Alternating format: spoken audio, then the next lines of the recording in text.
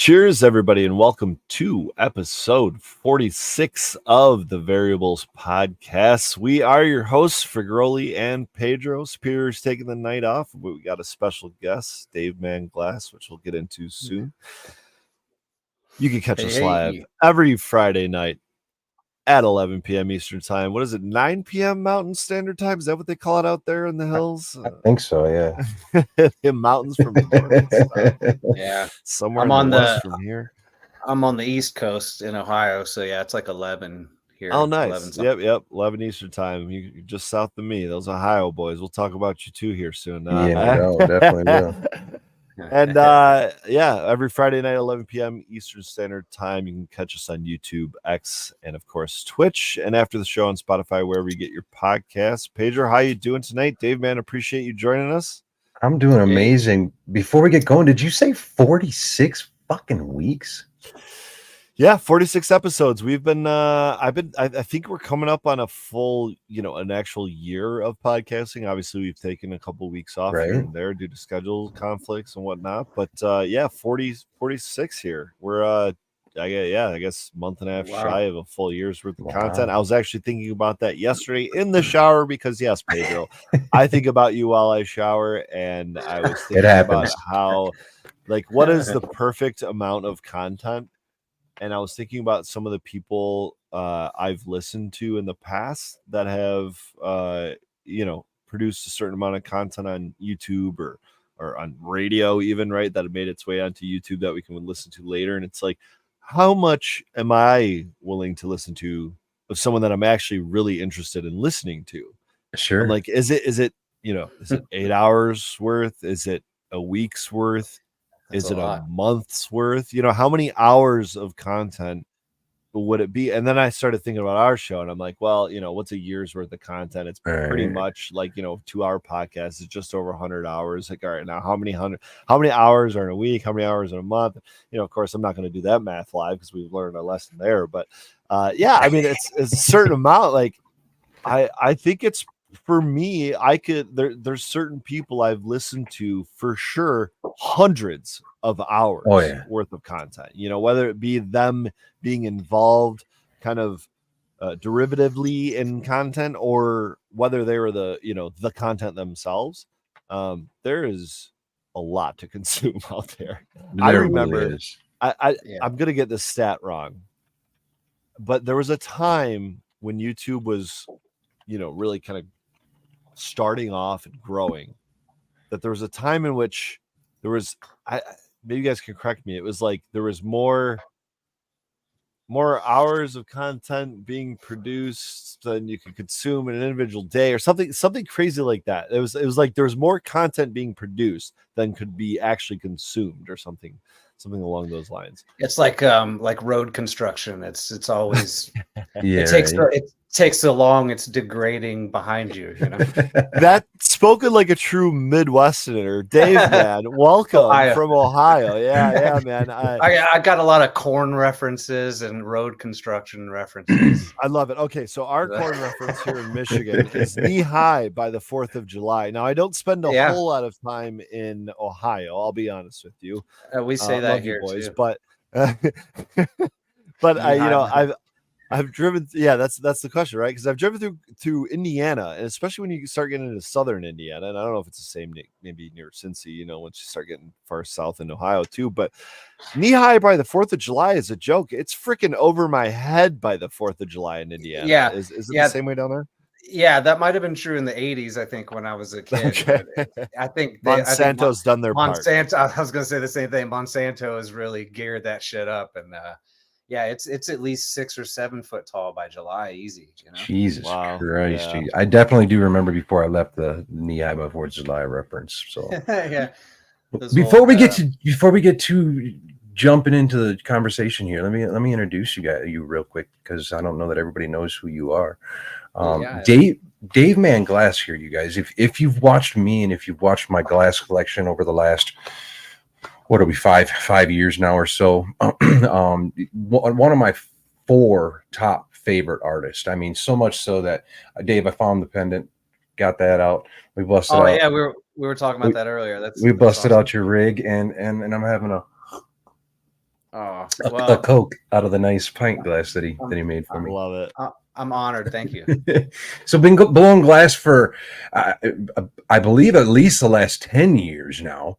Yeah, probably going on like 20, but I didn't really That's I didn't start doing like anything on the internet or anything involving dab rigs or anything till probably about the 10 or 12 years ago. But what, To I was give just one of those Pedro some credit there, he before the show was like, I think it's decades. Like, I don't want to say it's yeah, decades, but I think yeah. it's decades, like plural. Well, like a lot of guys, I was just sort of an unknown pipe maker that didn't really use the internet. You know, I was just making dry pipes like spoons and shit, and kept nice and busy doing that. But I had no idea there were people on Instagram talking about it.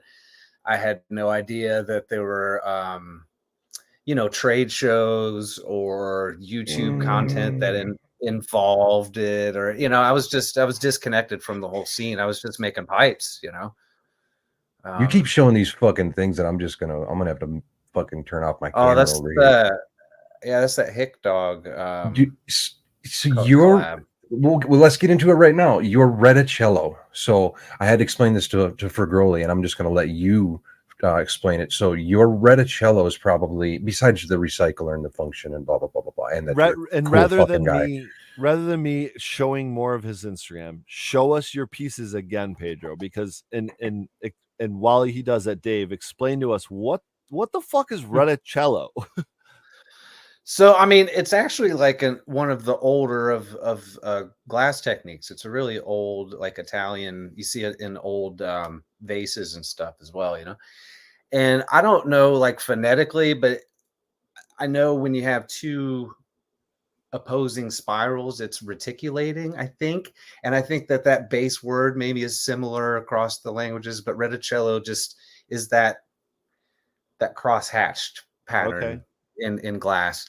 But And it's not linear though. It has this like spiral or curved effect, it seems like, throughout your artwork, right? yeah, and there's a handful of ways of going about achieving that, but I basically just have two spirals that are twisted opposite directions, and I layer one over the other.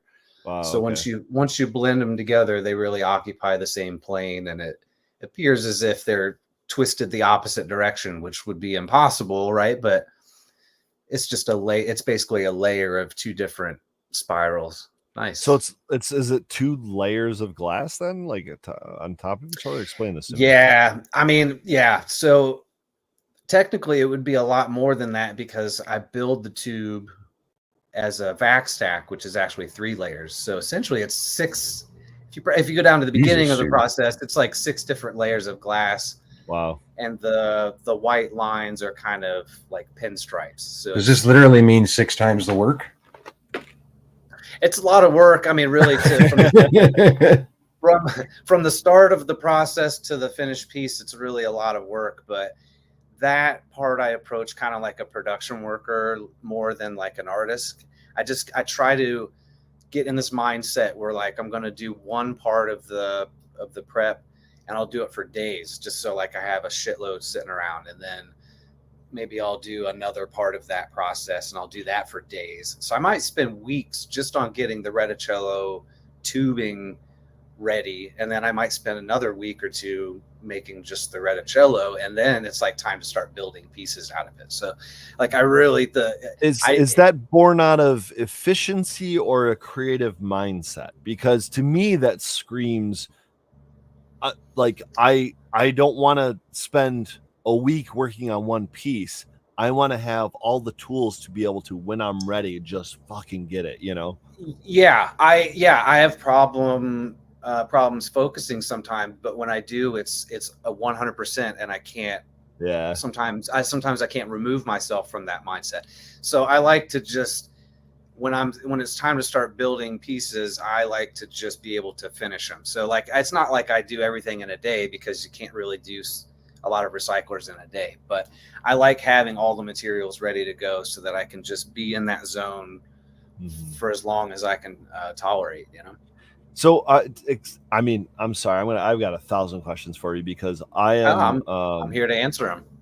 I think especially hand blown, or maybe only hand blown glass, is art. I really truly appreciate it as art. Yeah. My problem is I'm not an art collector, and Sure. if I was to have this beautiful piece like Pedro's got in his hands right now, Whoop, whoop, whoop. I would have such a hard time making it last. I've broken way too much glass in my time. Yeah. To just house something like that, right? I'm kind of the opposite. I'm so reckless with my stuff. But you could rebuild it. That's the thing. I can't like, fix a piece of glass on my own or anything like that. Yeah, I generally smoke out of unsellable things and like clear prototypes. So if I'm like if I'm trying to flesh out an idea, I'll make it in clear through several phases of developing the idea, and a lot of those come home with me, and I just smoke out of those. Yeah. Okay, so does that mean that I think there's a level to? Okay, so let me start there. As a grower, as a smoker, but I guess let's start as a grower. There's like a lot of things as a grower myself that I kind of like check off on the list to keep a strain in my garden. Most important to me, it's like flavor. Like flavor is the most important thing in a plant to me. Volume's pretty low on that list. Like I'm willing to keep like a low yielding plant around if it's got like an insane flavor profile to it, and effect and all those things, right? As a glass blower, how do you prioritize those things? Because what you just said makes me think with the clear pieces, right? It makes me think that the functionality of a piece is maybe pretty high on that list. And then the design is almost kind of coming after the fact, right? Am I wrong? I don't know. Yeah, well, there's also so much time involved in making the design that it's almost a shame to throw it at an idea that you haven't really fleshed out yet. Okay. It's like wearing a brand new pair of shoes to like maybe a muddy event, like you might fuck your shoes up, you don't know, and you don't want to fuck them up. So like I spend so much time on that ready that like I want to make sure that by the time I'm throwing at a fully worked piece that might have like weeks worth of prep in it, I might not be guaranteed that piece is going to make it. Like I might fuck it up because I'm not so familiar with it. And so, yeah, I do a lot of R&D before I start producing a piece because of the functionality. Yeah. And like you said, with the weed, you want to select certain variables in your process to keep them in there. Right. And I do the same. Like I'm doing like the prototype I'm smoking out of right now. It was like the donut rigs I was making, but without the donut. Okay. And a lot shorter. So I made like 4 or 5 different versions of that right before I quit. And I was testing the variables, right? I had some of them where the disc was separated from the bottom. Some of them had 2 uptakes. Some of them had like a different kind of diffy in it. A couple were bloopers, a couple weren't bloopers. And so I was just playing around with the variables and then taking them home and smoking out of them. What do I like about this one? What do I like about that one? Mm-hmm. And it's I don't always take that much care, but when I have the time, real quick, and underline the fact that there's people that'll go to the big 5 to the sporting goods store, right, and they'll buy a pair of fucking of tennis shoes, running shoes, right, and then there's people that are going to go buy a fucking pair of $300, $400, $500 pair of Nike Airs, right? The Air Jordans from back in the day, right? And I'm fucking guilty. I'm one of them. Then there's people who are going to go to Murdoch's to their local fucking farm and hardware store, and they're going to buy a pair of Ariat fucking boots, right? And then there's people who are going to go buy a pair of work boots, right? So there's people. It's all footwear, right? All gets us to the fucking grocery store, right? Yeah. But there's a preference. Right. So functionality, visual, what do you want to call it? Design. Design, function, the actual, I don't want to say functionality because it literally functionality is the way it moves the water. But how about weight? I mean, weight to me is important because I I host a free dab rig at events, right? And if I got 100 or 1,000 different people that, I don't know how many times they've dabbed or not, are showing up to maybe take a dab, like I want this thing solid on my table. I don't want it falling off, right? So Yeah. that's just a small thing to me. And I was, early on, I was guilty of that because when I started trying to do more fully worked pieces, it was like a little overwhelming how much time I was putting into it. And I was going a little thin. I think some of my earlier pieces were a little thin. And I had that same realization that you did. I was smoking out of them and they just didn't feel substantial. I felt like, man, I don't want to cheap out on the glass regardless of whether my price point is going to change. I should just be using more glass, right? Like, and so I think in that phase, I never upped my prices. I just started using thicker prep. I just started throwing more glass at it, and like, I don't know if this is a reasonable parallel, but like Jackson Pollock's paintings were just like gallons of paint being thrown at a fucking canvas. Like, what if he just decided to cheap out on paint one day and was like, I can't afford off, it would be a different thing. And he's a legendary painter. So I'm not saying I'm fucking Jackson Pollock, but like, it was just like, let's not cheap out on the glass, right? That's my material. That's what I'm using. Well, yeah, it sets you apart if you do, right? It gives you a competitive advantage. And honestly, it feels like it has more value to me. Cause I mean, it can look as beautiful as it possibly could be. But if this thing weighs less than my phone, I'm gonna have problems, Like, I'll say this motherfucker's got some weight to it for sure. Yeah, that base looks thick on the bottom, and that's what I like about, I like a solid, thick base that's flat and wide. I usually make them really wide too, because I'm guilty of bumping into them. Okay, now it's same. This is why I break too much glass. I kind of know what I need, I guess. But all right, how do you feel about the angle of the mouthpiece? And can you explain to me why you would use different angles? Yeah, that's a tough one. I think that is a good one. I never thought about that. Yeah, and in a lot of ways, I would think about it more aesthetically than functionally, because I try to design my rigs so that they're not going to splash regardless. So I think some people consider splash when they're doing a mouthpiece. They'll make it really wide open so the water doesn't want to go up in like a straw and shit like that. Okay. I think I just was more aesthetic with my mouthpiece choices. It was, I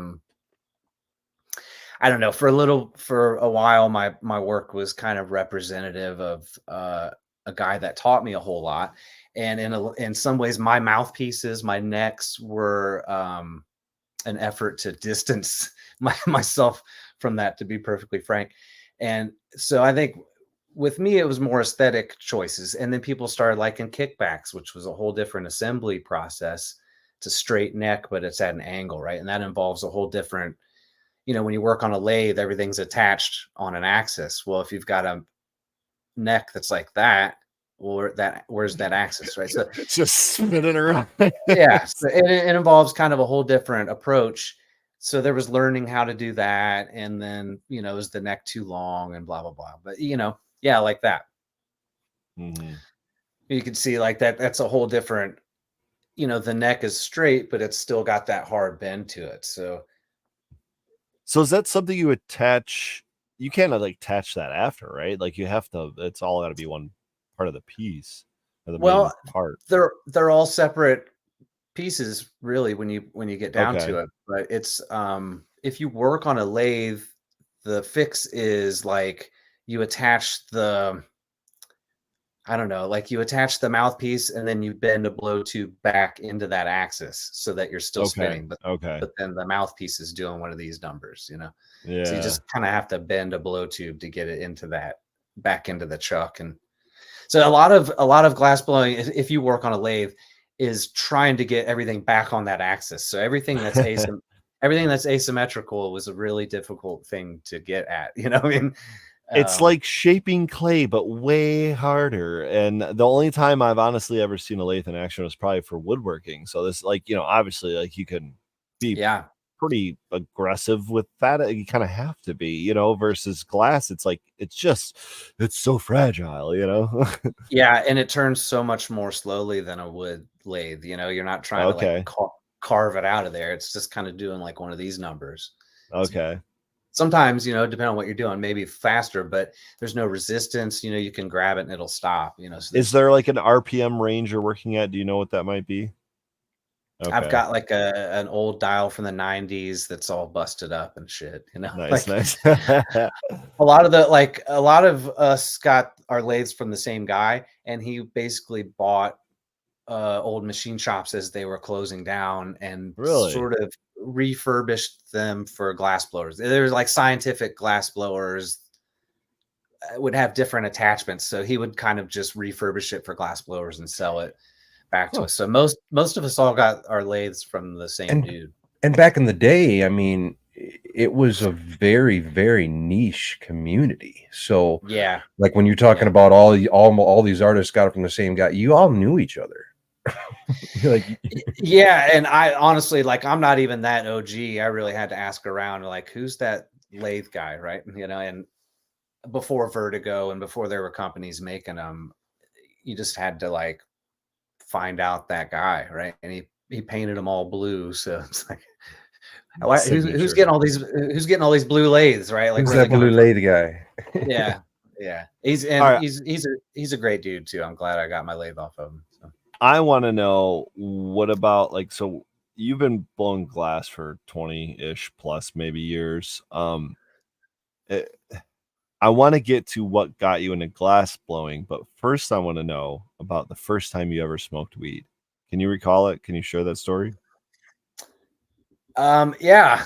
So it was probably I'd say eighth or ninth grade, so I was probably always like 15. Hold 15, on, let me guess. Friend's older brother. It was actually one of my friends, but he was my age. He brought it over, and he had that whole, like, sometimes it doesn't work the first time, so just keep smoking it. He's like, I'm going to tap out when I'm okay, but you just keep smoking it until you feel good. And I smoked most of his bag. I think it was probably a couple grams of some really awful early 90s swag, Right. And that was really about it. It took quite a bit. I think we made a bowl out of a pop can, a soda can bowl, crunched it up. Like Matt Eskuki, the glass blower. Have you ever seen his? Like, he does the pop can. Oh yeah. Real quick sidestep. I gotta go here because it's so funny to me. There's so many people have said this pop can story, right? It's all about the pop can, right? Yeah. A lot of people have done it. I started out with the pop can as well. Yeah. Here's the thing. Nobody ever taught me what to do with the pop can. Right? Oh. Do I have one? Nobody ever fucking taught me what to do with the pop can. They never taught me that you're supposed to fucking push it in here and put your weed here, right? Yeah. I did this. I made a bowl in here. Because I didn't know. Nobody fucking told me what to do, so I poked a bunch of holes in there. It seemed like it fucking made sense to me. That's a big bowl there, sir. Everybody's fucking doing this, smoking out of the middle, and I'm like, I don't. Pedro's over there. It explains the depth, dude. You've been smoking eighths at a time since you were 13 years old. It's been going big since the 90s.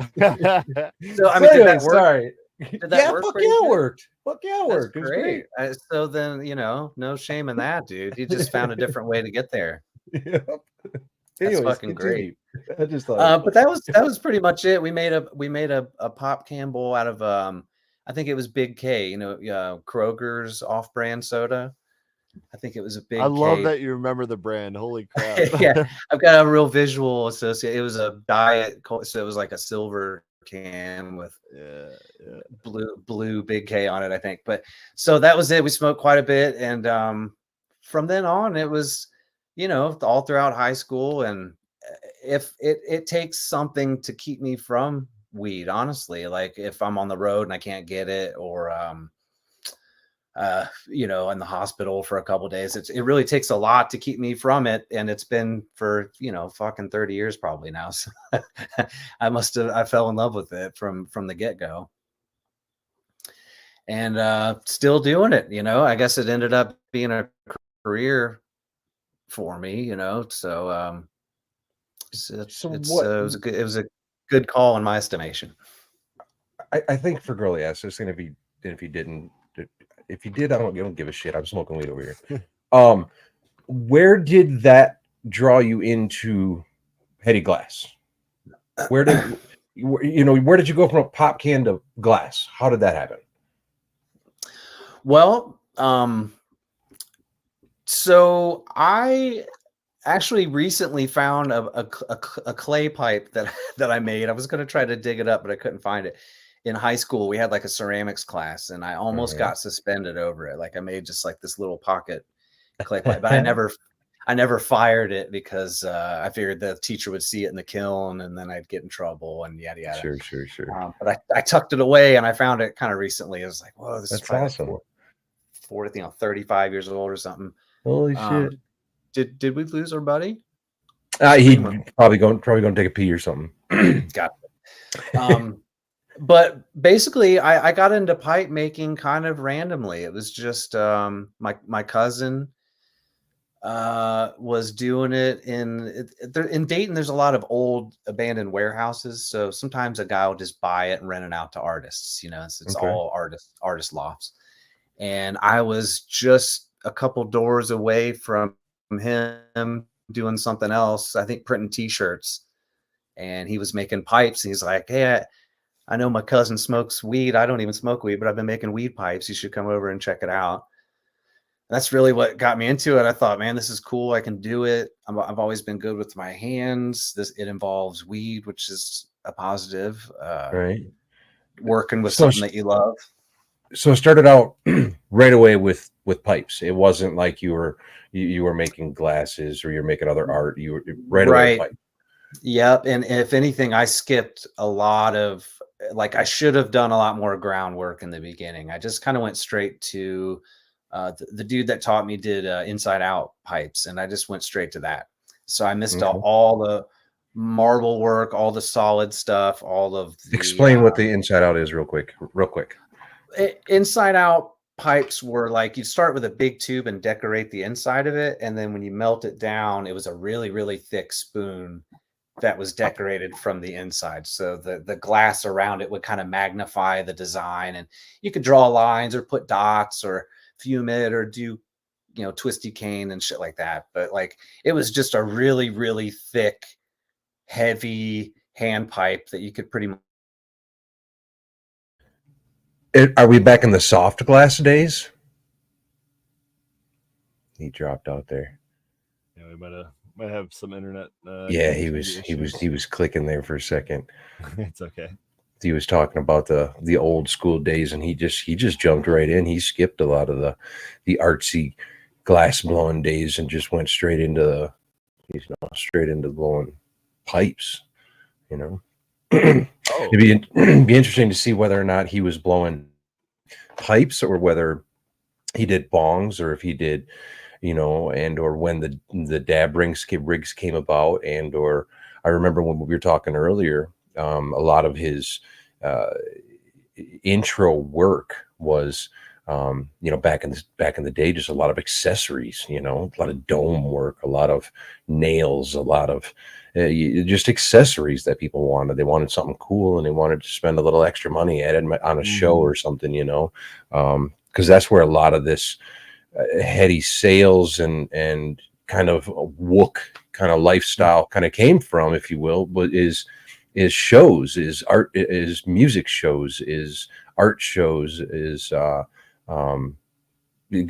Glass Vegas. There's just a lot of different shows where people will get together and display their art, and it's still kind of a niche community. It's definitely getting much larger, as in there's a Glass Vegas every year. There's an actual expo that we have in Vegas surrounding all of this heady art and glass blowing and whatnot. And man, it gets really cool when you start really seeing like people working together, like some of the artists when they'll do collabs. I think in my story today, I showed one of the collab pieces that I have when they come together and make pieces. Sometimes even at these shows, at these expos, you'll have 3, 4, sometimes 5 artists that'll get together, like at the show, at their booths, at the, like working it at the fucking show. Dude, It's so fucking cool. I've only seen it one time, and it was this year.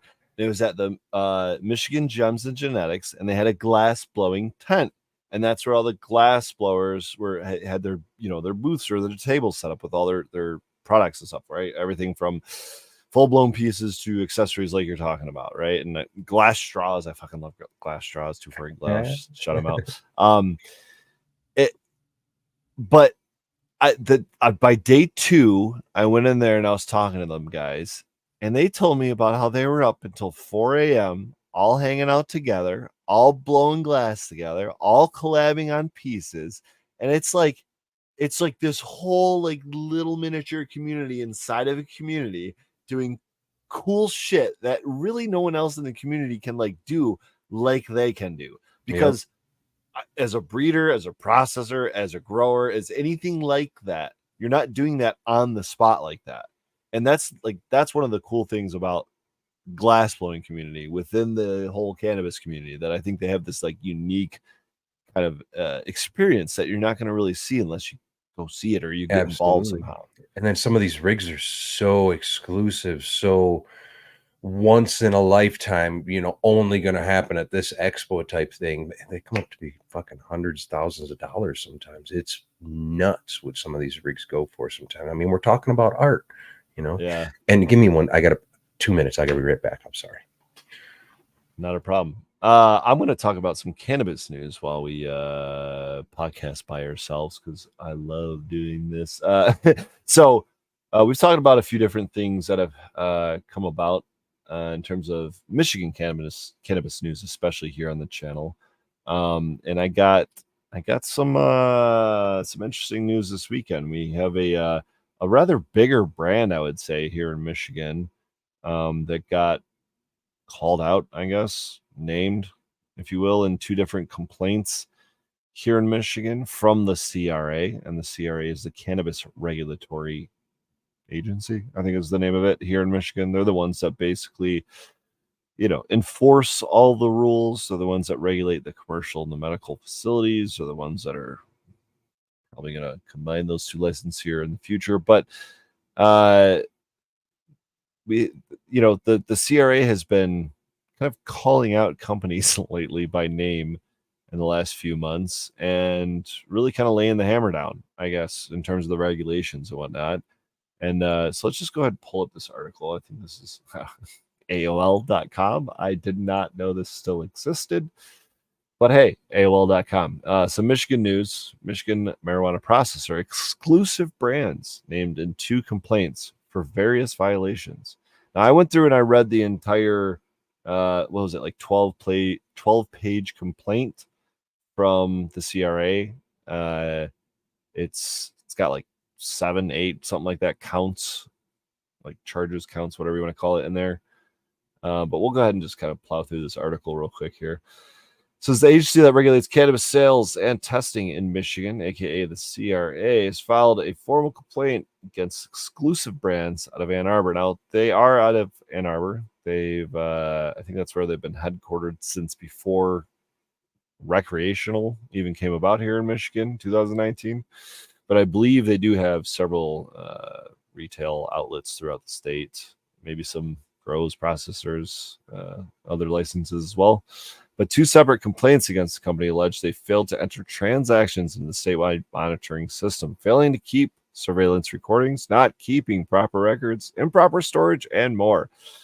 There's definitely more. 13 alleged violations. Sorry about that. No problem. We're just going through this article I was telling you about before the show. So in announcing formal complaints, the Cannabis Regulatory Agency gives notice of plans to impose fines or other sanctions against the companies. I don't know why it says companies. Companies have 21 days to request a hearing after the complaint. So what did they complain about?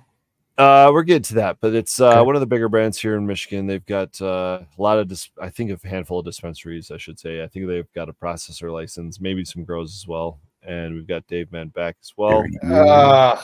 God. No problem, dude. We're just plowing through an article. No stress, dude. Amateur move. No stress. I didn't have my computer plugged in and the battery just that is amateur. Yeah, no, that is amateur. Yep. I had to fess up to it. That was such a lame move. No, that's all good, dude. You're back, and Yeah, we'll get through this article real quick, and then we'll get back to our conversation. So we're talking about one of the more starting to be more common complaints here in Michigan from the Cannabis Regulatory Agency, which is the regulating body here in Michigan and the one that enforces the kind of regulations on the commercial and medical industry here in Michigan. It says here that Exclusive Brands, which is one of the bigger, I would say one of the bigger companies. I don't know in terms of actual scale, but certainly pretty well known throughout Michigan, out of Ann Arbor, been around a long time. They had a few complaints filed against them. Actually, a lot of complaints, 13 total in one 12-page document, it looks like. And so there's a few of them. They failed to, so improper record keeping and failing to keep track of distillate, which is, of course, what goes into a lot of the vape carts and most of the edibles. According to one complaint, more than 10 pounds of marijuana could not be located at the business, which that sounds like a lot to someone that doesn't grow weed, but so are these? Yeah, agreed. So are these consumer complaints, or these? No, these are all coming from the regulating body. So these are like actionable complaints from the cops of the cannabis industry. So I had 10 pounds of weed missing. A whole whopping 10 pounds, right? They're growing hundreds of thousands every so year. here's the thing with that. Agreed 100% with you in that when you're processing and you're going whatever 10 pounds is nothing. 10 pounds to the fucking regulatory agency is a lot of fucking weight. That's a lot of shit to just be like, oh, now if it's off a 0.5 or a 1.2 or something like that, whatever, stuck to the bottom of the jar. 10 fucking pounds. Yeah, that's not insignificant. I actually disagree. I think that is actually pretty insignificant here in Michigan for a commercial grower. I really do, because wow. Now wait, are we talking 10 pounds of concentrate or 10 pounds of 10 flour? Pounds of flour. Okay. I was on the other end of the spectrum. I was in the processing room. I had 10 pounds of rosin in front of me. Sorry. Yeah, if you're talking about like industrial size processing, I guess 10 pounds isn't really all that much. I'm still thinking like a pothead, like rolling joints, Right. Yeah, that's a lot of fucking joints to roll. That's true. 10 pounds is like trash bags, Seriously. So the second play, no one's rolling around with 10 pounds in their car unless they're, doing something with it, I guess. Right. So it says the second complaint involves an inspector requesting access to the business's video cameras. The company in here in Michigan, we're required I think it's like 30 days at least of like fully accessible footage, and we have very strict regulations here on cameras. It basically you cannot be within the facility of a cannabis licensed business here in Michigan without being able to see you head to toe in any part of the building. So like pretty much if there's a camera facing this way in one room, there's also got to be a camera facing this way, because you could hide under the camera and do some weird shit, so it's like you sounds like you might be a little bit more than a lot of ours. We do have to keep it for a certain amount of time, but 90% of it is just for our where's that 10 pounds, to my knowledge, it doesn't here in Colorado get used for that. I mean, unless it really fucking needs to be. So that's the thing. We've been getting a lot of complaints here in Michigan, and that's why they want to have access to this footage so they can determine what the hell went wrong. And that's what they're knocking licenses left and right over this kind of stuff. This is again just one complaint, but they're putting out 30 to 40 different fines or notices or complaints or whatever a month here right now. So in a separate complaint, allegations include not accurately tracking supplies that went through the business, as well as untested distillate to create nearly 100 pounds of product. So this is probably talking about edibles. We're probably talking about using, I don't know, a kilo or two or whatever of distillate to make 100 pounds worth of edibles. I'm assuming. I'm not trying to come to their defense. I'm just saying. That's what I'm assuming. There were also dozens of bags of edibles. There you go. Not properly tagged in the kitchen room. Another 83 pounds. See, now we're talking weight, right? Another 83 pounds of marijuana product. Damn it. It's just marijuana product. It's not marijuana flower. Could not be located in the physical inventory of the business. So just 83 pounds of something disappearing. Meanwhile, there I would assume it was flour. Yeah. Yeah, 8,230 grams of product physically in the business. This sounds like them being super recorded. sloppy fucking work. I think the article sounds pretty sloppy compared to the actual complaint, the 12-page PDF. That's going to be so boring. We're not going to read it. But Right. in terms of sloppy work, I mean, at what point are you allowed excuses to have 13 complaints come against you from the regulating body? I mean, I think 1 or 2 makes sense, right? You fucked up, it's an excuse, whatever. Like, yeah. But 13, I mean, either they were under a microscope or they screwed up. You know, like yeah, Yeah. that's why to me it sounds like it's really fucking sloppy work. I'm giving them the benefit of the doubt, I guess, right. and As you should, you know, guilty or innocent until proven guilty. right. Yeah. But But like you said, 13 is a lot. You know, like Yeah. if you got a buddy that gets in a couple bar fights, you're like, well, he got too drunk. But 13 bar Yeah. fights, you're like, Right. I got my buddy's got a 13 problem. DUIs. Yeah. Yeah. Happens a little too much, right? Yeah, I think they cut you off at like 2 on that one. But so Yeah, here's the thing yeah, about yeah. here's the thing about this one is when I was going through this document the other day, I realized this all went down like less than 2 months ago. They whatever horse they were riding in on, whether that was a complaint from a worker, you know, an employee, I should say, maybe like a customer or someone high up, who knows who it came from, right? Or if it came from anybody, maybe it was just one of these. Now in Michigan, we're doing unannounced annual inspections. So, you know, they used to tell you a couple days before they came. Now they're just showing up at your doorstep and saying, hey, show me what's up, you know, what's good. And then this is what they're finding. They're finding just a slew of discrepancies, of failures from the company, of maybe tactics to avoid regulation, whatever it might be. But these things are becoming, it seems like, ever more common here in Michigan. And part of me thinks that like, no shit, everyone's doing this kind of stuff. But the other part of me is like, well, maybe they're just enforcing it more now. You know, maybe they're just going after them more. Yeah. Maybe, you know, so I don't, maybe it's a double-edged sword, as they say. So I was, you know, I'm right next door to you guys, being from Ohio, and it's always been really strict here, right? And I remember right when Michigan first went, like, you know, you guys the same as us. You went medical first, and then recreational, right? Yeah, 2008 Yeah. medical, and then 2019 recreational. So I remember there being some stink about like advertising, like all of a sudden there was billboards for weed everywhere, and then there's like this backlash about it. And so I think in a lot of ways, when you have something like this, the pendulum ends up swinging. Instead of, like, you know, sometimes it doesn't find that happy balance. You end up like, oh, you're over here, and then the people over here are angry about it, and then you're over here, and then the people over here are angry about it. Yeah, it's end big up all time, over the dude. place.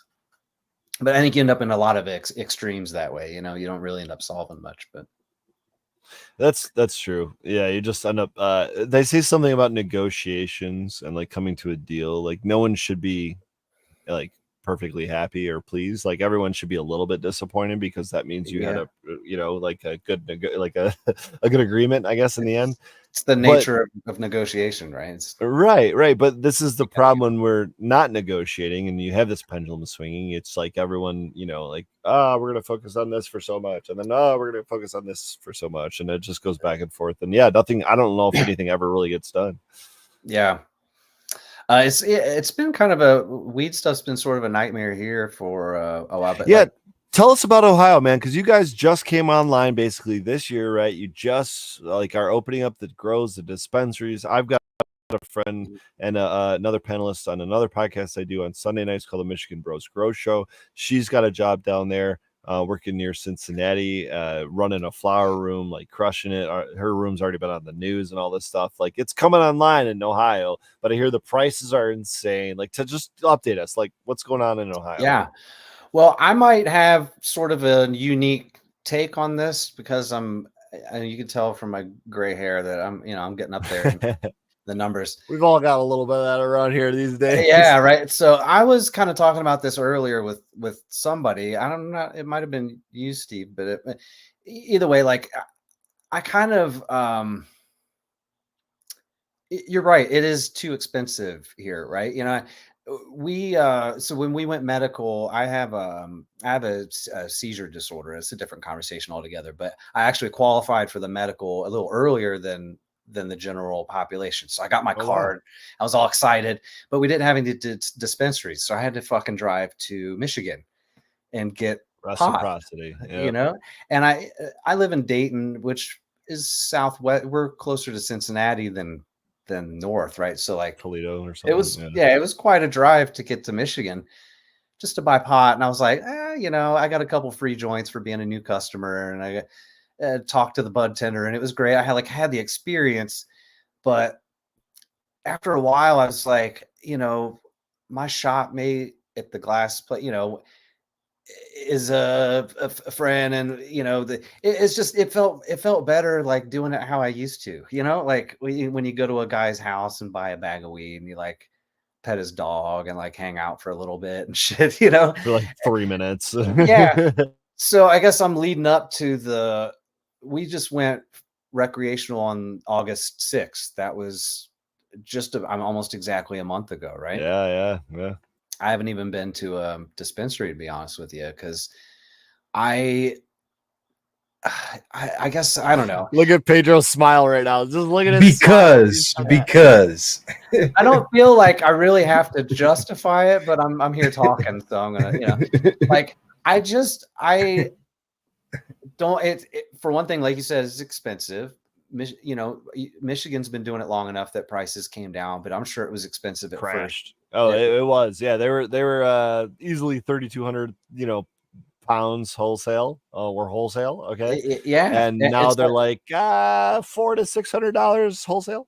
yeah. So I mean, I guess eventually things will come down here, but I think I like.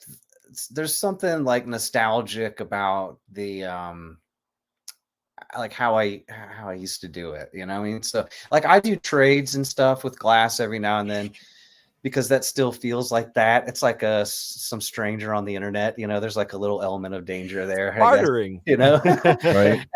I remember like sitting in strangers' living rooms, like hoping that they'll come back with that thing, and you gave them I think money. that's You and I know? think that's kind Not of a gun. part of why they started calling it the gray market rather than the black market. You know, Yeah, because it wasn't so dangerous. Usually, pot dealers was a friend or like a friend of a friend. You know.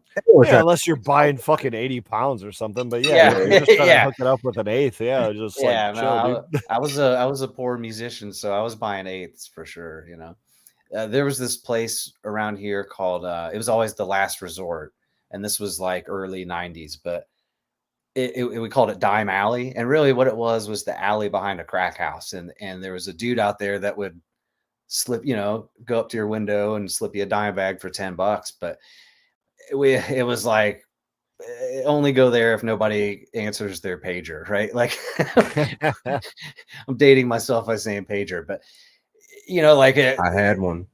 yeah, I did too. Yeah. But it was often like a bag with like you know how you can like chip off the stuff under a lawnmower? It's like the little clumps of uh Grass. it's like brick grass, you know. Yeah. Sometimes you'd get a bag of that and you'd drive off before you knew it, you know. And it was always something crappy like that. That is a super fucking accurate description. I've never heard it described that way, but that is super fucking accurate. Oh, what, the lawnmower thing? Yeah. Because I literally Yes. just had to replace the middle spindle on my fucking mower deck and a couple ball bearings and shit the other day, and I had to do that. I had to scrape off the bottom of the deck. Yeah, and it kind of Sure looked enough, like there was a half an inch like of grass. brickweed. Yeah, Kind of looked like brickweed a little that's bit. perfect, You dude. know? Chip I it got off with a screwdriver. Yeah, 100, or my fucking wrench, just slam it. Yeah, right. Yeah. Get out. fucking get off of there. But yeah, that was always the last resort. But I don't know, I guess how it relates to the dispensaries, like I'll probably go to one eventually, but I've still got stuff from things I've traded, and I'm not really super picky, so it's like you know. Why don't you think you're picky? Because if you've been smoking for decades, you would Yeah. think you'd have enough experience to be a little picky about it. Or are you like mild man and he's like, I don't give a shit if that bud rolled on the floor, roll it up. Well, you know, so I think a good answer to that would be I know what I like, and I like good stuff, but I'll also smoke something crappy with a buddy if you hand it to me. You know, like I'm not too Okay. picky. I'll eat a hot You're dog not or disrespectful. yeah, like yeah, right. But I'm also like I'm just as happy eating a hot dog as eating a steak, right? Like I know I like the steak better, but if if it's a hot dog we're having, then fucking we're having hot dogs, right? Like I'm good with that.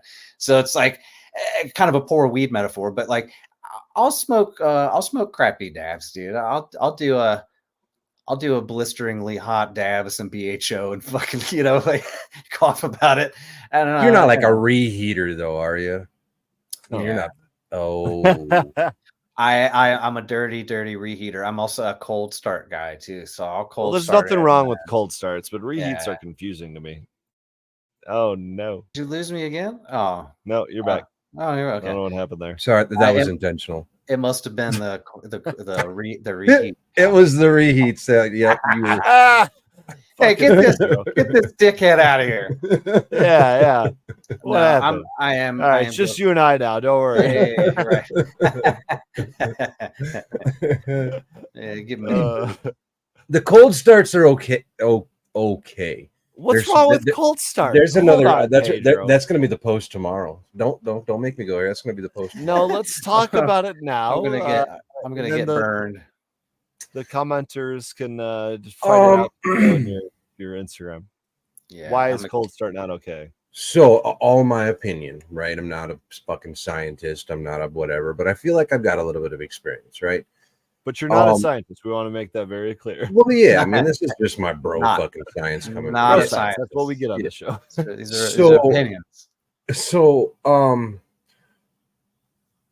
I've talked to a lot of glass blowers, and I've talked to Ron Puke and Beagle. Quartz is quartz. It's all about the welds. It's other than that, it's quartz is quartz. But there is thickness and there is consistency of thickness. Okay. Yeah. So, and there's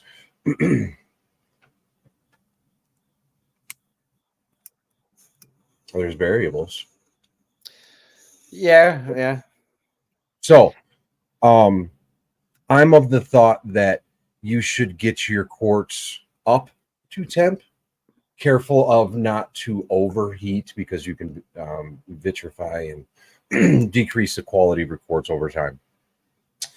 So heat it up to over your desired temperature, and then allow your quartz to homogenize the temperature. Right? There's probably a better fucking word for that, but I like it.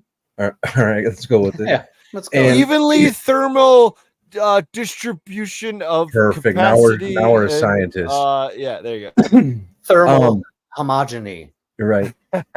And so then I feel like, I'm a DabRite Pro user here. I've got the DabRite as well. I'm a believer in that. I've also got the turbometer that I use as a travel, but I'm kind of a firm believer that bring it above the temp and allow it all to come down together. That way, if there was any hot spots in the heating process, they're going to homogenize, right? Evened out, yeah. It's going to even out, and that way, when you drop it in, there's less chance of having a hot dab. Now, that being said, there's times when I'm four-wheeling or I just don't have a heating or a temperature or a reader. What the fuck this thing is? Turbometer. Yeah. And I'm a 12-second guy, right? But I usually am not, for whatever reason, I'm not a put it in first kind of guy. I like to heat it up first and then put it in. I don't put it in first and then heat it up. So I was trying to make that as dirty as possible. So yeah, I'll heat up for 12 seconds and then drop it in. I'm guilty of doing that.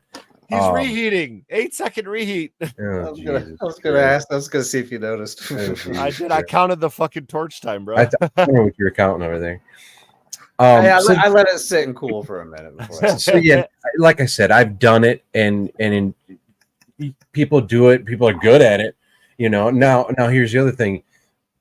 There's variables, right?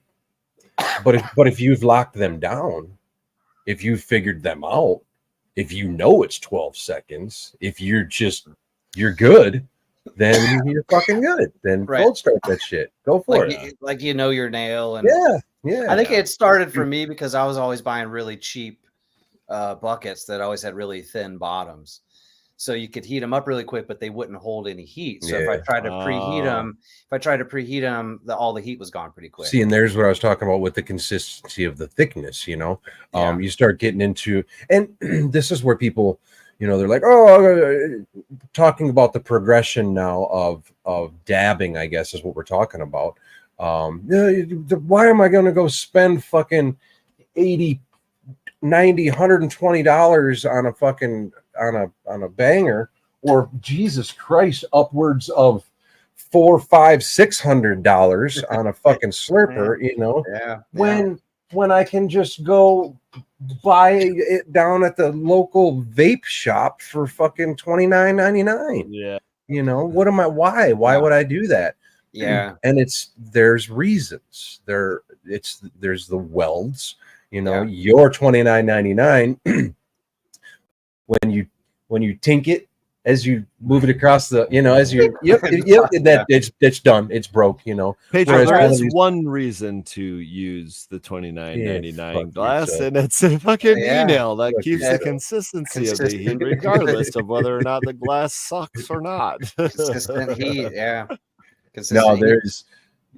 there's absolute reasons for e-nails. We've been over Dave, man, tell us about your feelings about that. You know, the whole whether it's the induction oven that he is holding in his hand, whether it's a Puffco Peak that fits in your cup holder, whether it's the Blazer torch that will light your house on fire, or the you know, the $30 banger that you found laying outside the smoke shop. I don't know, like well, I think they all have their place. You know, I mean, this is a gadget driven, you know, the glass blowing industry is pretty gadget driven, right? It's like we were talking earlier, Steve, there's a lot about, you know, the bubble caps for a while, and then spinner caps, and then you've got marbles, and then it all kind of changed as the bangers went from flat bottom to round bottom to for sure, and you know, slurpers to blenders to and so in a lot of ways that keeps everybody, you know, guessing. People like new gadgets, people like new things and stuff, but I've always, you know, like we've already touched on, I'm a pretty like low tech, you know, just get her done kind of smoker.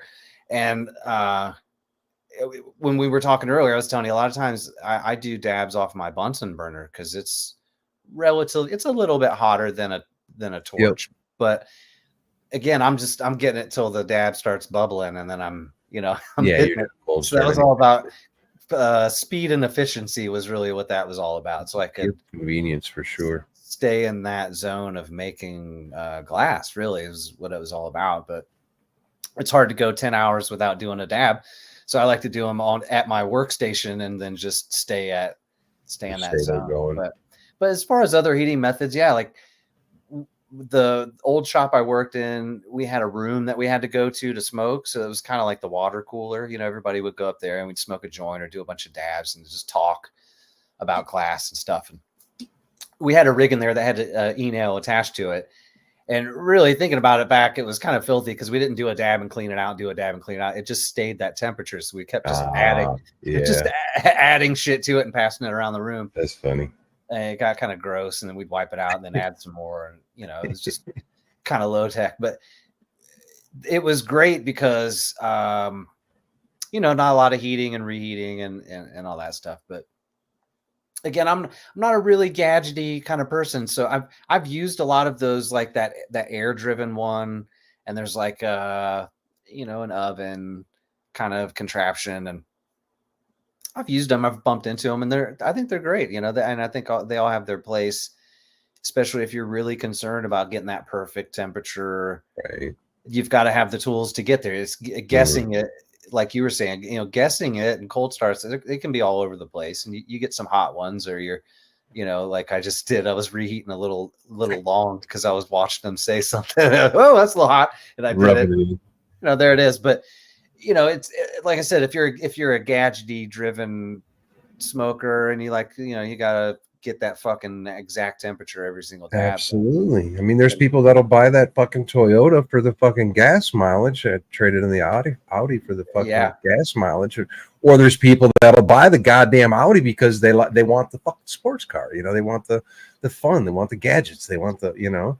Sure. So there's to each their own, right? To each their own. I got a Volkswagen Golf, you know, just I wanted it to last forever, and yeah, just it's a good car. But yeah, the torch I've been using up until just a couple days ago because I ordered one on Amazon because my torch broke basically. Oh, shit. It was left in a hotel room in Las Vegas, I think like 5 or 6 years ago. And I was like, oh, fucking free torch. So I grabbed it and snuck it in my baggage and flew home. And about 2 years ago, it stopped lighting when you click it. The ignition, so I would light a cigarette lighter underneath it and then get it going. And that's how I've been doing dabs for like the last couple of years. No shit. Yeah. And finally that stopped working. So I bought myself a, you know, whatever, like a torch. Well, the non-existent email sponsor that we have would like to send you an email.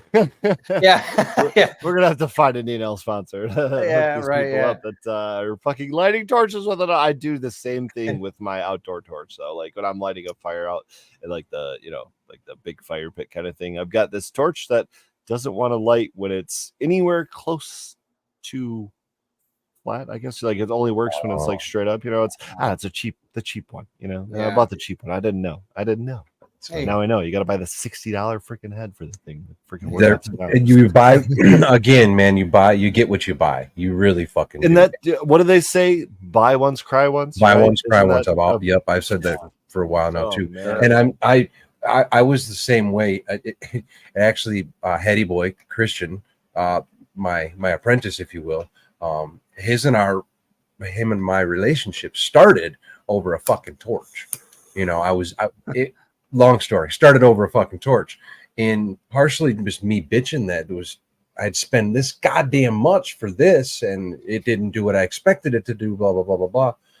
But now I realize that, man, you really, you get what you pay for kind of thing, you know, and if you really know that there's a difference, and in a lot of things there is, then you can choose. You can be selective if you so choose.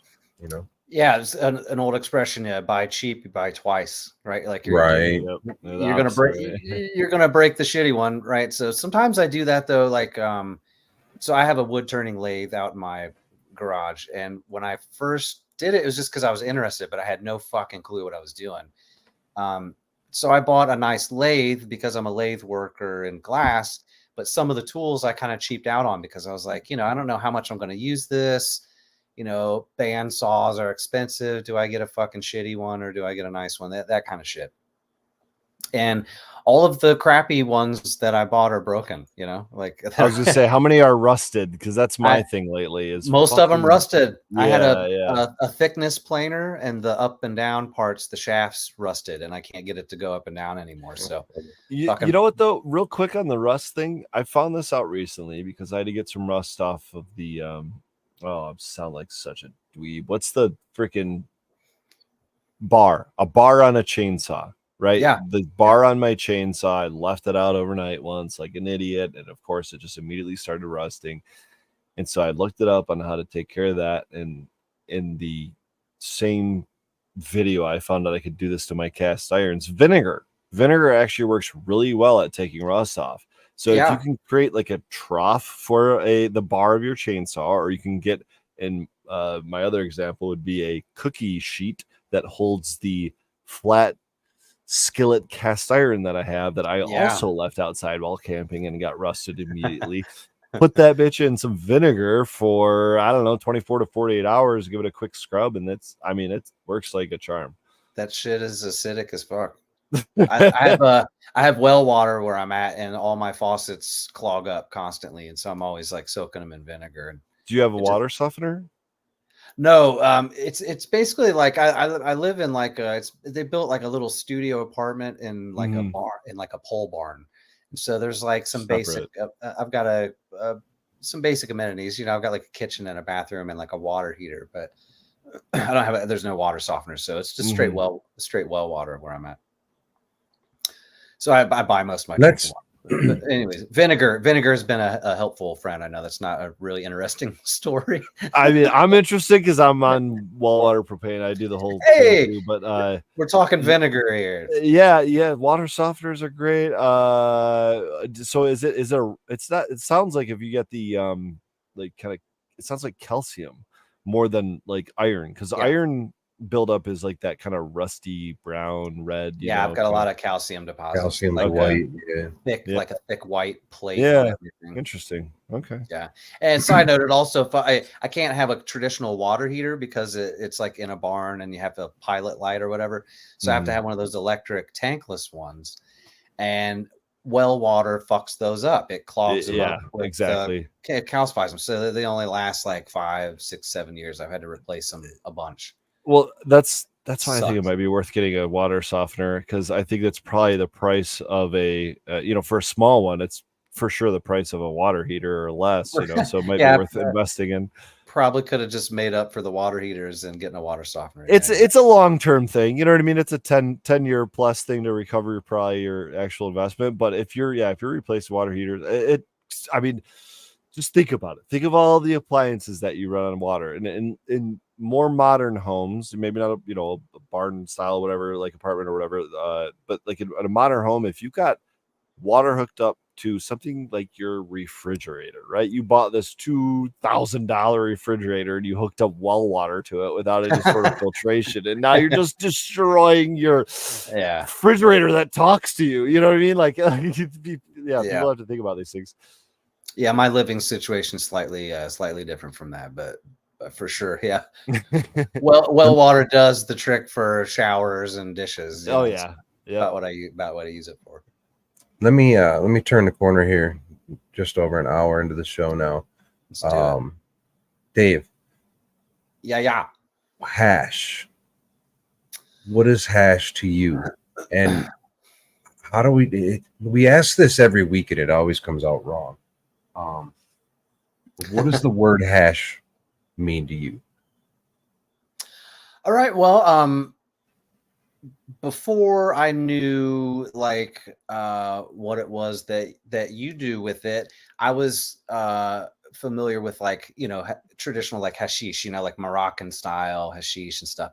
I've been playing in a band since the late like that. Mm-hmm. So I've been playing drums in bands since like touring since the late 90s, but I've been playing in bands since probably the early 90s and shit. And I've been to Europe several times. So for a while, at least in Europe, it was a lot more common to have hashish than flower. It's less smell, it's more compact, it's easier to smoke, especially in the UK because everything goes over by boat. Right, so they have something that's more easily smuggleable, and you just run into hash in the UK a lot more. It's 15% of the weight, you know what I mean? Like, yeah, for sure. And now currently, like I was in the UK not long ago for that the Highland Flames event, the guy in Scotland that's doing the glass blowing event. No shit, that's cool. A couple years back, and there's a lot more flower going on because there's a lot more like domestic growing going on. But back in the 90s, like late 90s, early 2000s, when I was going over there, it was almost all hashish, So that was my exposure to it, and I always rolled my own cigarettes, so I just typically would roll it in with the tobacco, which is kind of a classic application, But I was already, especially European. Yeah, I was already rolling cigarettes, so like, let's go, I fit right in with that. You were making hash holes before rosin was around. Yeah, for sure. Yeah, and then I just fucking realized that. Holy shit. Yeah.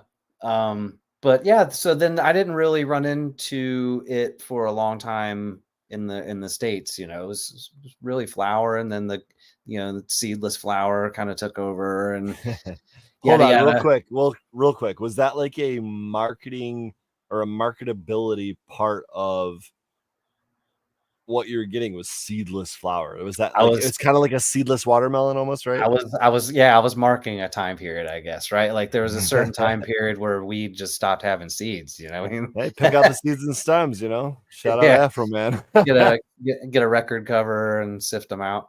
There you go. A record cover. That was the best way to do it, an old LP cover. The ridges, that's Jesus, perfect. that's fucking old. Yeah. Talk about hashing up your fucking needle, though. Jesus, dude. Yeah. Oh no, I mean just like Just the the cover. the cover of the vinyl. Oh, right? okay. Yeah. I was thinking give the it- ridges of the vinyl, like just like make it fucking. Yeah, you're collecting no, hash now, you know. No, but just the cover. So like you give it a little shimmy and all the seeds would roll and then this pot would stay stable. So it was a good way to Love it. de-seed your whole bag. But so hash. Yeah, I guess I guess I would run into it in the States every now and then, but then I was introduced to dabs, and then there's like, well, there's this, and then there's shatter, and then there's that, blah blah blah. And then I don't think, and we were actually talking about this earlier on the phone or on that Instagram call we did, but I may have been introduced to hash rosin through yours, like through your stuff, because I had like live resin, and I knew people were pressing plants, and I knew people were pressing,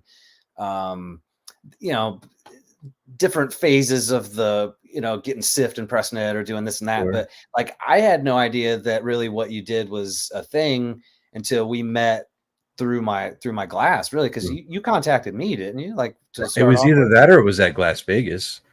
one of the two, but Yeah. I don't think we met because I was like into what you do, because I didn't really know it was a thing. No, I'm sure it was because I was into what you do. I was pursuing you for sure. Oh.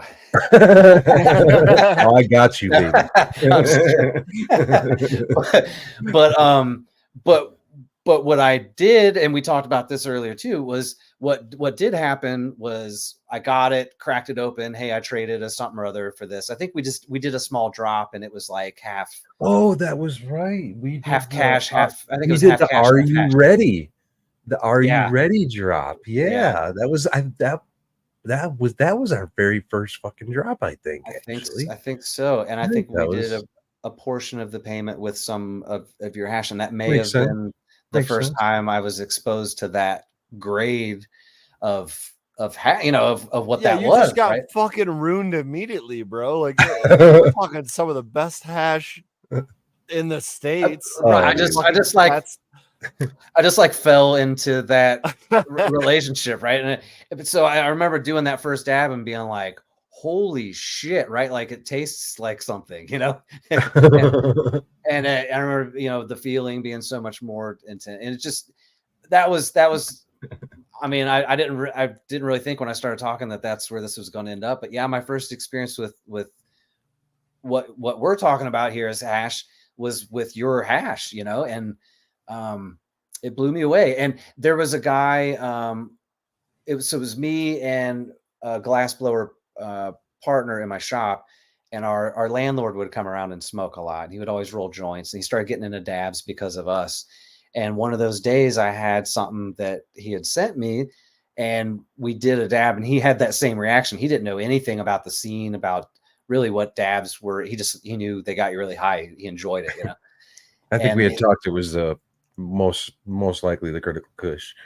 Yeah, I think he did I gave him a big dab of the Critical Kush.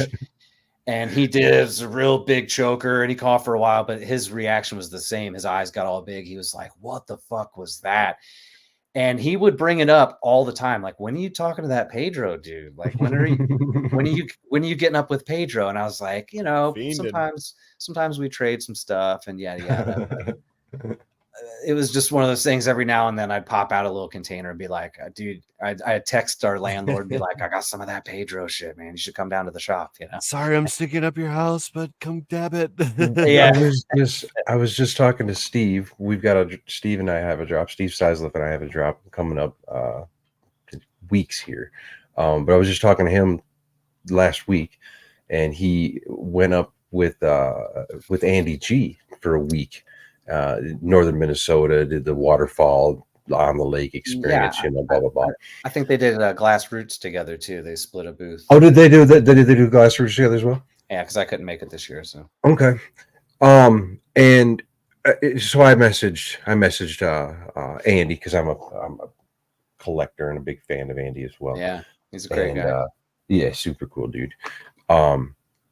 He said that while he was there, he actually busted out some critical kush from, like, I mean, it must have been 4 years ago or so that we did, you know, that we did a deal, you know, and wow. And it was like, Jesus, you know. I actually just looked through my freezer here today, and I think about the oldest that I have is some hash. Well, I think I've got some rosin that's a little bit older than this, but I've got some hash, 73 to 159 from 2021, December of 2021. So it'll be coming up on 3 years old now here still, and vacuum sealed in the freezer.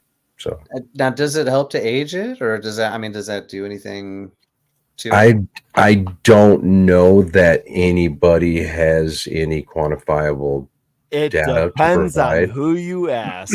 Yeah, I mean, that's kind of what I figured. That's why I asked. Yeah. I don't that I have up there, that Temple Ball I shared with you guys from Rascal Farmer, I think is coming up on 3 years, if not already. So nice. I mean, and I've kept my own vac sealed in a deep freezer for over 5 years, more than once. Yeah, I mean, it's a personal preference kind of thing, I think, when it comes down to it, and especially when it comes to your experience with something like quote unquote hash. But Dave, I want to know, you've talked about your experience with it and what it means to you, but I want to know, can you define it? Can you define hash? I guess I did kind of dodge that one, huh? You know, I don't know if I'm. I mean, you're the guy that's like providing the equipment for all of us out here to consume it. Yeah, and we're looking to you to consume it in the best possible way, with the coolest artwork and the most functionality. Damn, when it comes to he put it on you, dude. The input itself. What's going on that dab rig of yours that you spent fucking weeks creating? Because I know you went through so many different, concepts before you actually put the artwork in.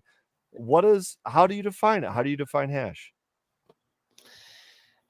You know, I guess, like, in the classic sense, like the old, like, hashish, you know, it was about probably kind of the same thing as like jams and jellies. You want your crop to preserve. You want to be able to make it more dense, right? Okay. Like strawberries don't last through the winter, so you make fucking jam out of it. But I think hashish was more storable. It's not going to rot. Fucking bugs aren't going to get at it.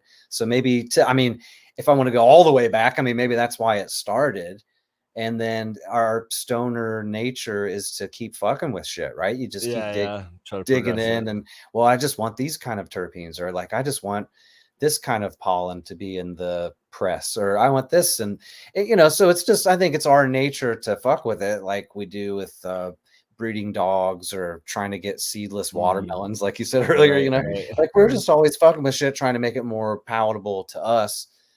And I think we can all definitely agree that age changes our cannabis oil, hash, whatever you want to call it, significantly. And there we go. There's so many variables that can be played with to get different consistencies. And it's kind of what makes it fun, right? It gives everybody these options, these options for exploration, Well, on top of that, you can freeze it in time. You vac seal it, remove the oxygen from getting to it, you remove the temperature from getting to it, no atmospheric exposure. It freezes in time, right? And that's yes and no. I have, sorry to interrupt, but I have had some rosin that I put in the freezer that has cold cured in the freezer, and I pulled it out of the freezer, and it's been cold cured. So I mean, we're talking over a 2-year period of time, but and maybe the conditions weren't mean, when I opened it, it was vac sealed and it was in the freezer for, so I don't know. I think that's I've seen multiple different oils, resins sit in multiple different conditions. Yeah. And they've all changed at different rates. Some will take overnight, for Christ's sakes, in a cold room, where another one will be at room temperature for a week and a fucking half and it's still fresh press, so there's just a lot of different variables to that. So I think that potentially in the freezer, man, you want to talk about a true cold cure. Maybe that's because you guys are introducing heat before it goes in the freezer. Do you think? Maybe. Now, again, there's a bunch in here that would love to tear into. Where are we at in the show? There's a bunch that I would love to tear into that I haven't. That would potentially answer some of those questions as well. But we'll get there in due time. Right. But what I do appreciate about your answer, Dave, is the fact that you talked about how it is stored, because you talked about the reason maybe it came about, right? And most people don't talk about that, and I think that's an important factor, and the reason we probably just had this discussion for the last 5 minutes about it. But I mean, the storage, I think that's an important part of it. I was trying to think of how to define it, and it's just changed so much. You know what I mean? So I guess the best place to start is at the beginning, right? Like, why did we make hash? Well, I think sorry to keep going, but I think some of what hash is the storage, right? Like, I mean, it became what it is because of the storage. It just became hash because of the storage. Yeah, I mean, you could probably put in some instances in some clay pots and let it sit in your like hut for a while. And again, like maybe like whiskey is better once it's aged, like that's because of the barrels we store it in and all that crap. But that probably wasn't, it was probably figured out by accident, so yeah, you're probably maybe right. You're probably right. People that were growing crops were probably like, how do we, if we grow too much, it's just all going to rot or the bugs are going to eat it. How do we have this through the winter? Or how do we have this for next year or whatever, and I would imagine that's what brought about the need for it. But to define it, I don't know. And it keeps changing because we're changing it, the process, the refinement, the end product is always wildly different. Again, because of that. So I think it's hard to define in that way, Sure. I think you're right, man. And we've talked about the whole Excel spreadsheet, right, of different like labels we put on the different levels of processing and whatnot when it comes to cannabis processing, and whether it's fresh pressed or fresh frozen or dried or cured or trim or nug only or rosin or hydrocarbon or fucking distillate or whatever else you might think of it now or in the future. I would love, though, Pedro, for you to go ahead and just read this for us. Oh, I can't fucking see that. Are you kidding me, dude? I'm getting old, bro. I just made it smaller. The answer, I saw you. I saw this earlier. I don't want to read this. One-sided, but I agree. So, sure. When using properly distilled butane and extracting below a specific sub-zero temperature, we are able to remove only the cannabis oil and none of the fats, waxes, and lipids that become carcinogenic when dabbed. Also, our 100% pure solvent evaporates away at a very low temperature, so it is easy to completely remove it from the oil. We know this is true because of testing required to get butane extracts onto the store shelves. This is true to get any fucking concentrate onto the shelves for the most part. Right. The butane is distilled to absolute purity before use, so there's no residual impurities in it to be left behind. The cold butane extraction method makes the cleanest, healthiest, and closest thing to actual medicine that you can dab, and that is a fact. All right, now you read the butane extracts. I'll read the rosin part. All right, We'll inverse it up here.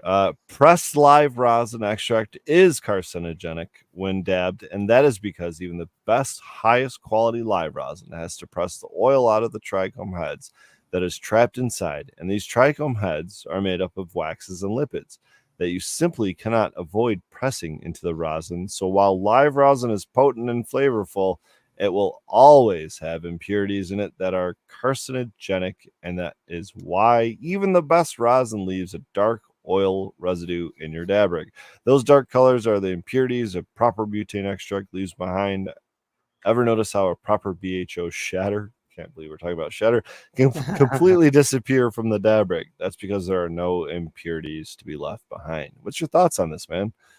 So first and foremost, I think I've expressed this with you. I've been wanting to potentially get a couple of us hash makers together on a podcast, on some kind of a live something or other, to go over this facts, waxes, and lipids thing, because this has been something that I've been thinking about in the shower, actually, regarding this exact same fucking thing. Is how do we get the fats, waxes, and lipids out of the product that we are making? But then it also makes me look at the bags that are left behind when I see clean fucking hash being put into these bags, because I'm the quality control kind of guy at where I work. I run the processing facility. I see the hash that we make, and I see it going into the bags, and then I see what's left over in the bags, and it makes me wonder, well, then what is that? And then it makes me start researching melting points and potential, ow, my toe, potential micron sizes of different, I start diving down a hole. Yeah, I really start diving down a hole, and I'd really like to get a bunch of hash and rosin makers together, and this kind of really needs to be taken down by the solventless makers, and I want to address that here in a second as well, by a solventless processors, to explain how, because how you get rid of your fats, waxes, and lipids, so how do we? Because we do have to melt our heads to extract the oil. Well, why would you talk to rosin processors about that? Why would you talk to the hydrocarbon? I want to know how we get rid of them, because you don't know how we get rid of them. You don't know. Yeah, but I know how I get rid of them. So I don't want to know how you get rid of them. I know how you get rid of them. I'm not interested in that. We've already covered that. You can't do it, or what? No, not necessarily. There's because you do it, and you know how you do it, and you've already expressed that. So there's nothing to be gained there. There's no knowledge to be gained there. What I'm seriously interested in, it's not applicable, or what? No. I think you're misreading me. I want to put us on the fryer because I think that there's something to be fried here. I think that there's something that can be improved. Yes, very potentially, but we need to find out whether or not it's not. This also brings me to think, why do you enjoy smoking that temple ball then as well?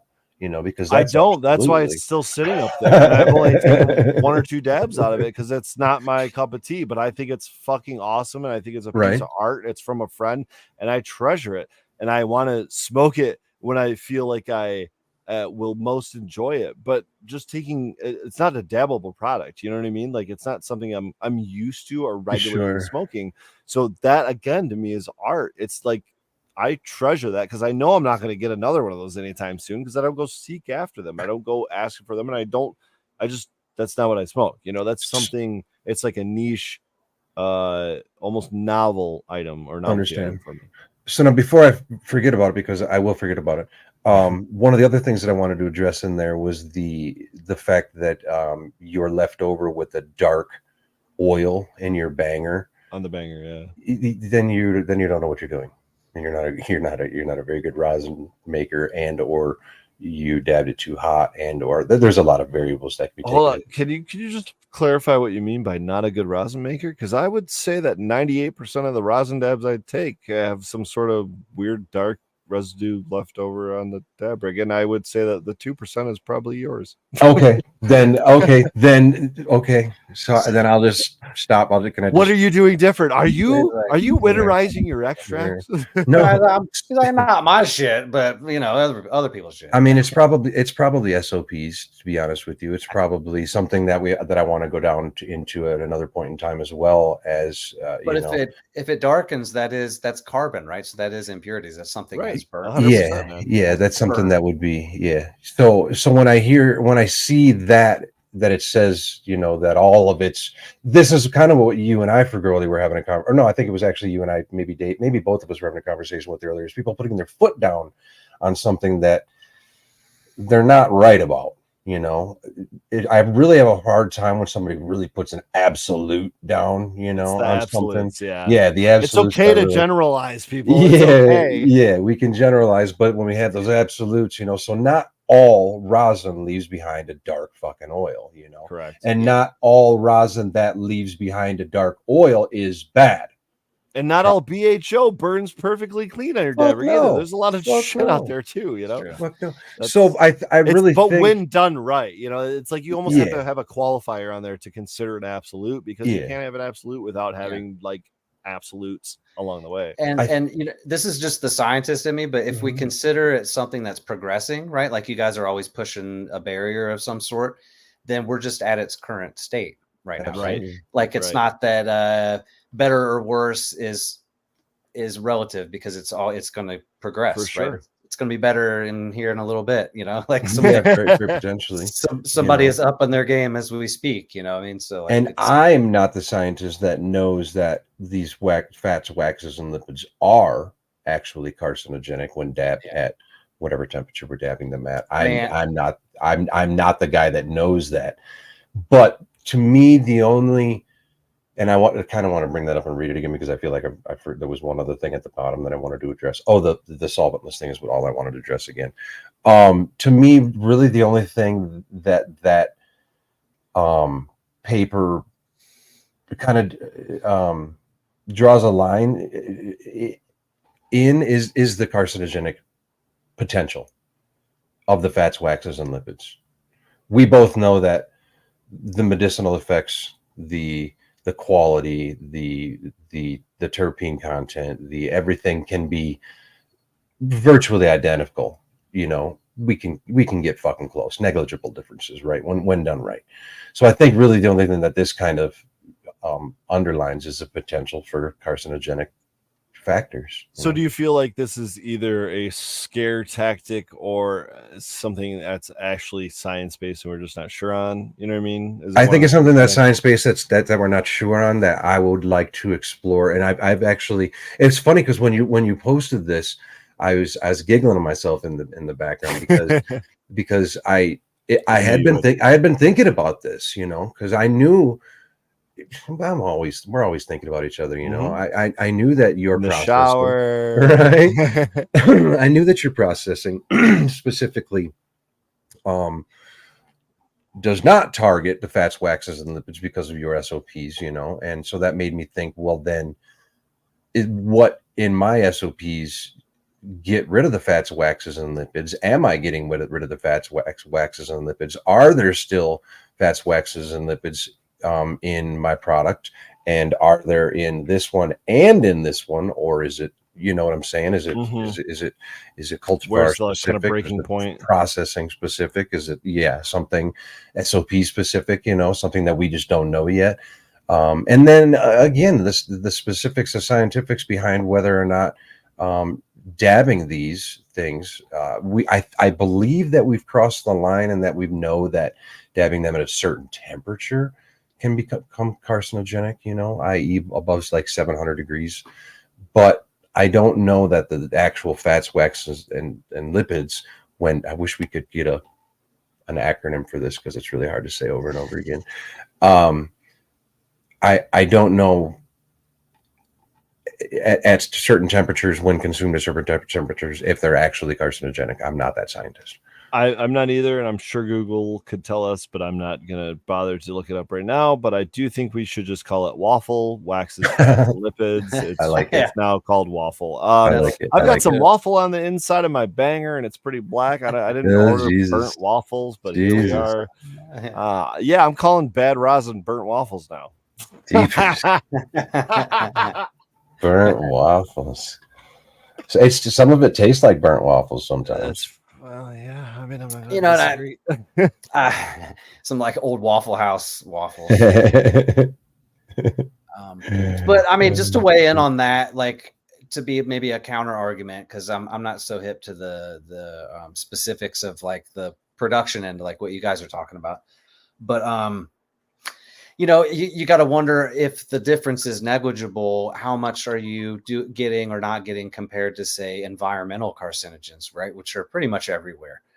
So like, and plus, you smoke a joint once and you're getting all those fats and waxes. Yeah, the flour. Exactly. Anybody that smokes the flour, yeah. Exactly. And we we've had this conversation a few times in recent podcasts, and even on this one with Jen Doe, and she was saying how possibly maybe there's something in there in the fats and lipids and that waffle that might contain something that might be missing from BHO, or might have this little extra something in there that is left behind otherwise or whatever. And it's like, cool. I still consider that a contaminant, though. And so if I'm not getting a full spectrum extract like rosin supposedly is compared to BHO, which I've had in my DMs recently, so be it. I don't want the full spectrum of waffle, okay? I'm trying to leave that out. I'm leaving the contaminants out. I want my spectrum of dabs, and I'm good with that. You take the burnt waffles. Have at it, Waffle House. Yeah. Get it. I'm about to put my ass on the line. I'm gonna dab some here at about 5:50, and we're gonna see what happens. I want to see the Q-tip by the end of it, motherfucker. Yeah, I don't Q-tip my shit. I'm a. But I want to see it. That's I'm a man. results. I'm gonna put it on. I'm gonna put it up to the screen. Yeah. Yeah. Put your Q-tip. Put your Q-tip where your mouth is. Oh, my testicles are going to be in the screen. Yeah, you're going to see. We want to see some proof here, Mr. We'll put Lipid. on some longer shorts. Jeez. Larry Lipids over here is about to do a. No, I'm just joking. No, that's definitely a good conversation that can be that should be had here, and then the solventless thing. Boy, that's really become a point of contention recently in my comments. Boy, I've been getting some pretty good activity on the posts in my feed recently, and the solventless thing has been kind of becoming a point of contention. People like to argue about that. Oh, they really do, don't they? They really do. It's kind of funny. It's because even for Growling, I kind of argue back and forth, but we still understand. Here we go. 5:50. Oh. Well, I guess I'll just do a cold start while he's doing that. Whoa, I can't believe I did that. That's never really happened.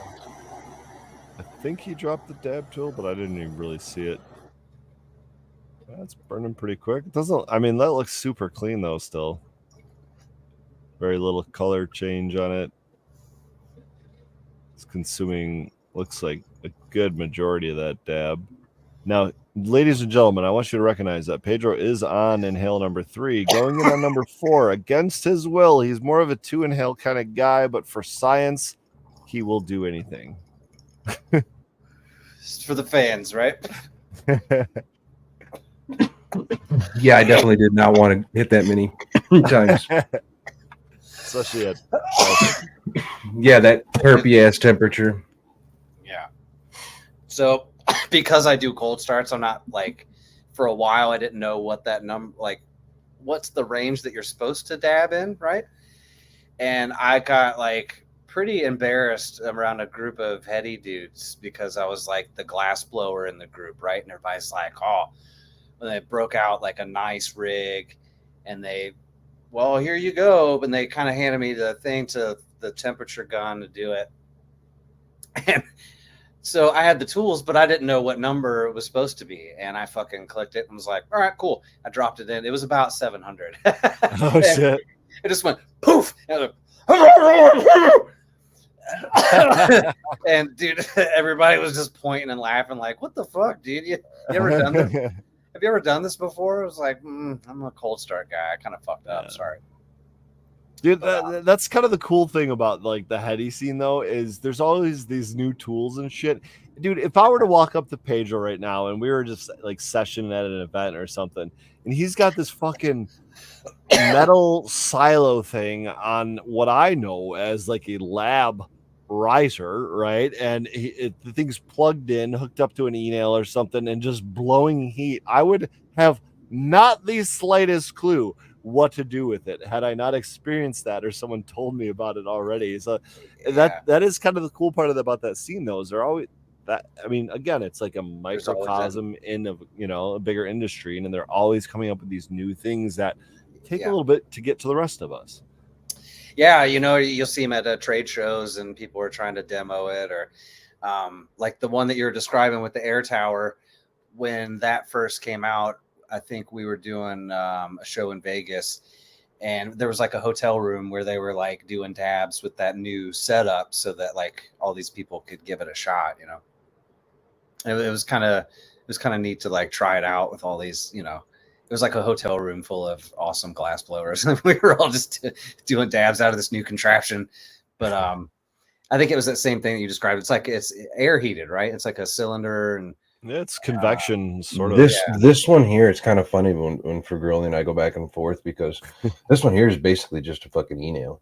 It's basically just an oven that you put your banger in. I think the biggest difference is that it allows me, and I can't do it with this one because it's hot, but it allows me to actually drop it into, and heat the sides of this one, whereas his is more restrictive to just the bottom, which works fine on a flat bottom, on a flat bottom banger, just a regular banger. But on something like this, I need something where it's going to get the walls as well. But this one here is just an oven. There's no air or anything with this one. It's just an oven. The one that you're talking about is the TSV. I remember it was like an acronym or some sort. Yeah, and it's no hate, but it's really just a heat gun. Really just a heat gun. That's what it seemed like. But and I mean these are just ovens, so I mean, not like I'm hating on anything, but they are what they are. It does seem like a lot of wasted energy to me. Which one?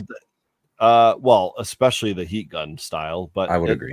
I get the benefit of I'm going to call it induction style, like you've got, that like heats the sidewalls and everything. I think there is a very valuable purpose to that.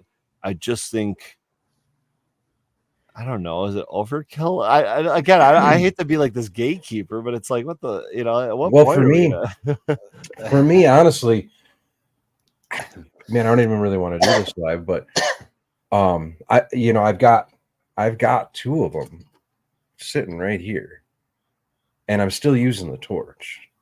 And this would probably be the best time to honestly use it, but I didn't have a very good experience with the one that's got the holes in the side over here.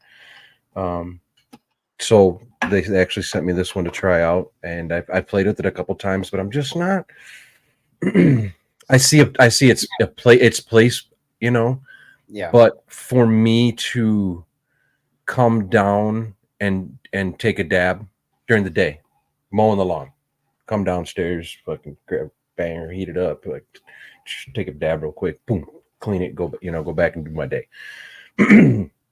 Whereas if I heat that thing up, man, I got to come down and I got to heat it up, and I got to wait. I don't know how fucking long for it to heat up, and then I got to wait for it to heat my banger up, and then it's just a show like this where I could just have it sitting off to the side and have it plugged in and whatnot would potentially be beneficial. But other than the fact that your room would be over 9,000 degrees, I think that does right. Sense. Yeah. But hey, Dave, man, this has been a great episode, man. I really appreciate you joining us tonight. Cool. I think we could definitely have another 2-hour conversation after this. But where can we find you? Plug your stuff. Let everyone know where to look you up. Well, I'm Dave Manglass on Instagram. That's really about it. I don't do much social media other than that. So Dave, give the man a follow. Yeah, give me a follow. Yeah, you saw the art there, man. It's pretty fantastic. Yeah, absolutely. Functionalities first and foremost, but the design is incredible too. And Yeah.